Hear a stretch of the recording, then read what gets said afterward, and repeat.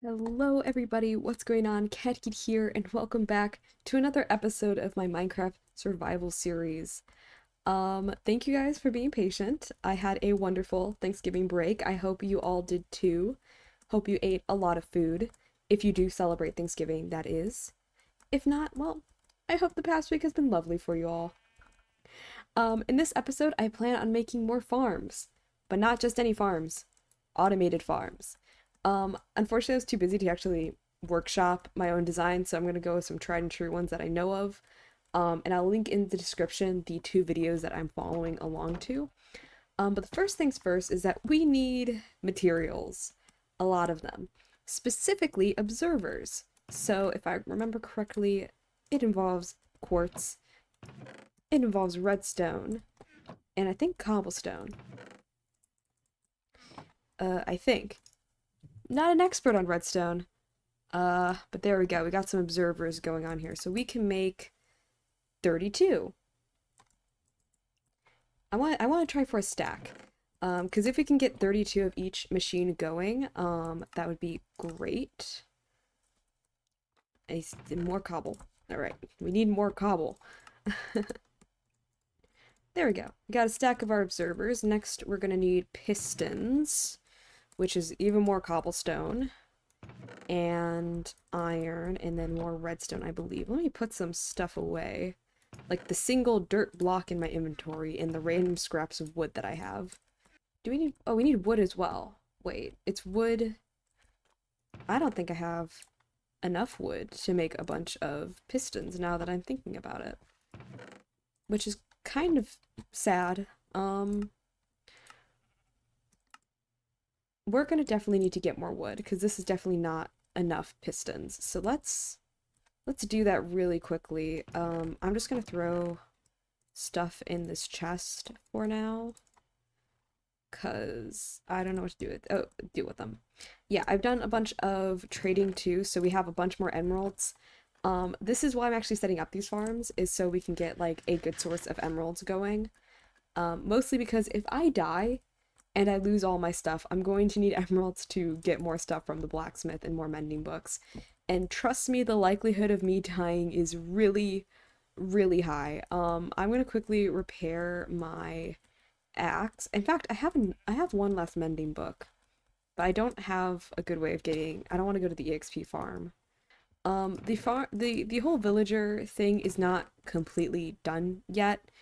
Um, there is still a lot of work that needs to be done there. I think I have like majority of the spots still not filled up. But again, I'm slowly doing that off camera. I didn't get a lot of time to prep for this episode. I kind of went on vacation, forgot about all the work I needed to do, and now we're here. So let's repair this axe and get some wood. Oh, yeah, I also went mining off camera. So that's why there's a bunch more diamonds. Whenever you see a bunch of... I went mining off camera. In fact, I think I actually have a clip of that, so I'll just pop that in here, I guess.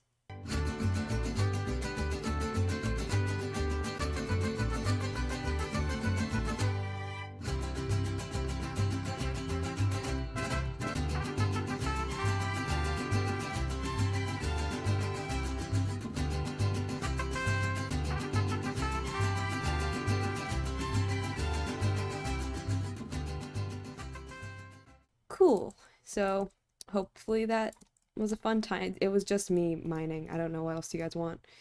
Um, alright, the axe has been repaired. Time to go and chop some wood. I'm thinking the best way to do this is probably just chop around the swamp. Good old oak wood, mostly because the mangrove scares me, and I don't really get a lot of wood from each tree either. So this will just have to do.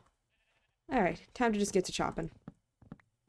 I would also make a bamboo farm.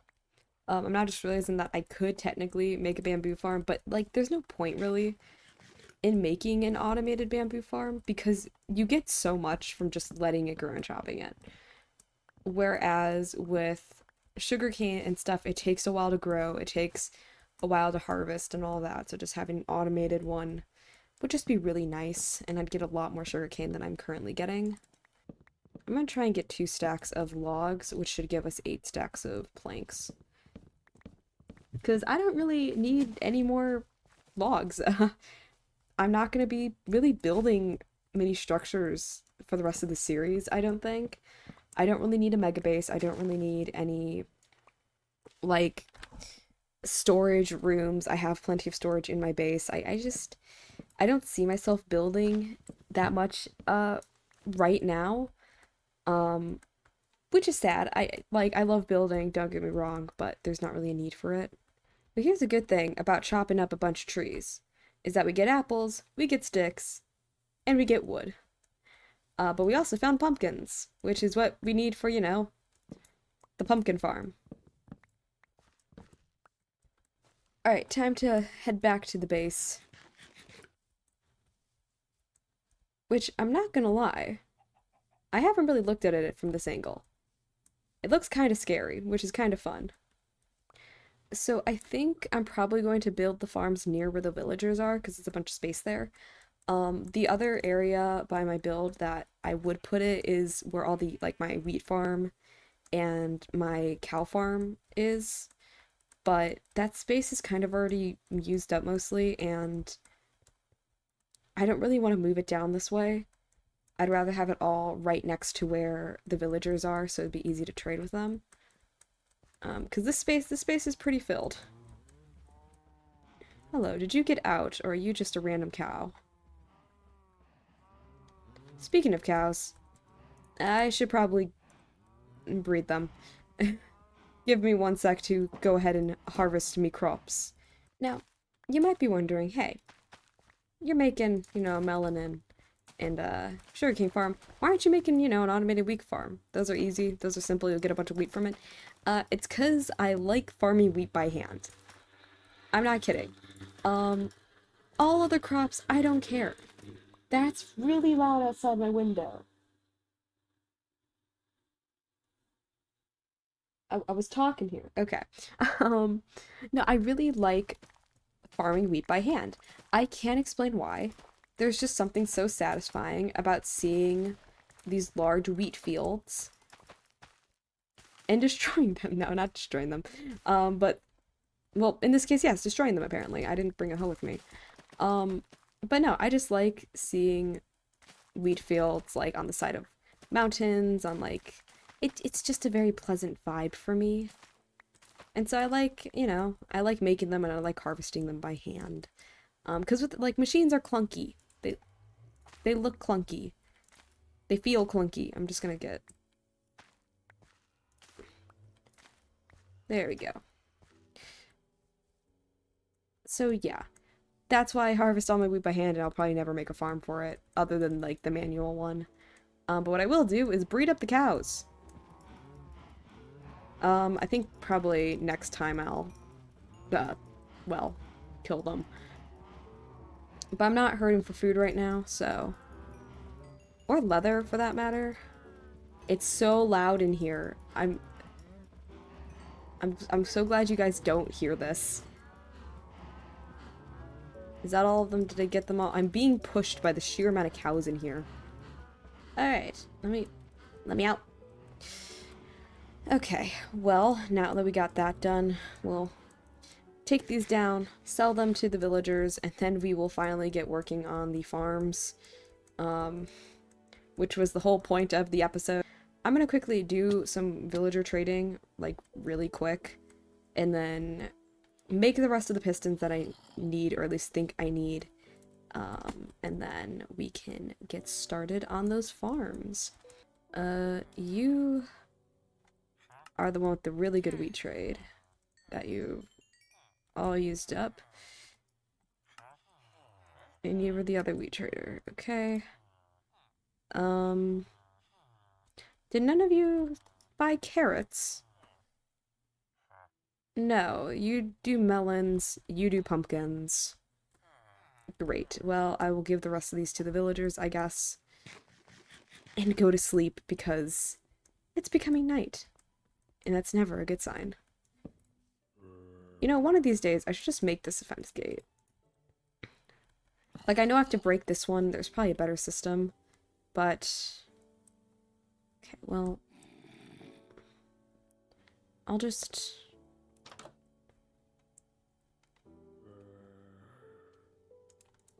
I'll drop these for them.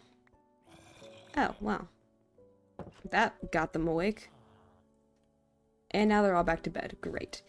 Well, maybe they'll breathe in the morning. Alright, time to go to bed if I can make my way up the mountain. I still haven't made a staircase yet. Still haven't done that. I made the most complicated way to get up to my base possible. What's also fun is that there is a glare right on my screen. So I actually cannot see where I am going. So I'm currently looking on the like OBS screen to see me going up this mountain. It's a creeper. Go down, go down, go down, go down. Okay. This is not good. You know what? We're just gonna ignore that fact and we're gonna make some pistons, you know? I'm gonna make just a stack of pistons, yep. First I need a, that, okay. Alright, let's see here. We have the melons, we got the pumpkins, so we can make the pumpkin seed. I can now make pistons. How am I doing? We have 18. I don't have any more cobblestone left. I don't have a lot of cobblestone to begin with. There are so many scary noises. Put that in there, put that in there. I need to organize the chest. I need to make I have compost. I can get some bone meal for all of this. Put the wheat in there. Put the apples in there. Alright. I also need more cobblestone. I never thought I would need cobblestone. You know? Just get a nice even stack of 64. I think I might need more than this actually, now that I am thinking about it. Exactly 64. Exactly what we needed. Oh, and that's done. Great. We can now put in our gunpowder. Boom. The other stuff we need, of course, is redstone. I know I've used a lot of my redstone, but that's fine. Redstone, I believe we need buckets for water, so I'll grab my buckets. I don't need the quartz anymore.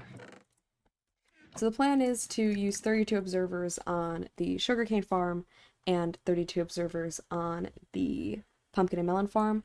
I might also do like 24 for pumpkins, 24 for melons, 16 for. I'll figure it out. I'll figure out how I want to do this. Alrighty then, let's get into the time lapse.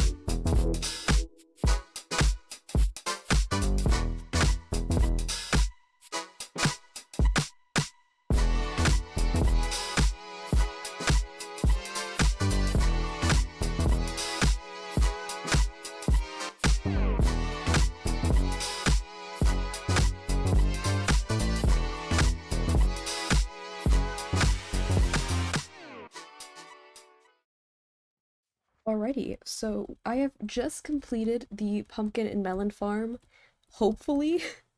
Um, this was so like, I've made one of these before. This is the only farm that I've made before, so I kind of knew how it worked. Um, Basically, how the farm works, best way I can explain it is that this grows. The observer will see the change. When it grows into a full-blown pumpkin, the observer will sense that and move the pistons. The pistons will knock the pumpkin into the hopper. The hopper will move it all into this large chest. So if everything is working right, then this should be a-okay.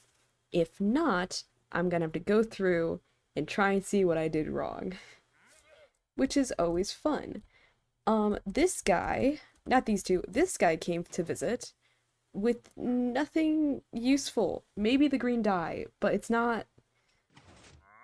I don't need green dye, and I'm sure I can find a I'm sure I can find a desert somewhere.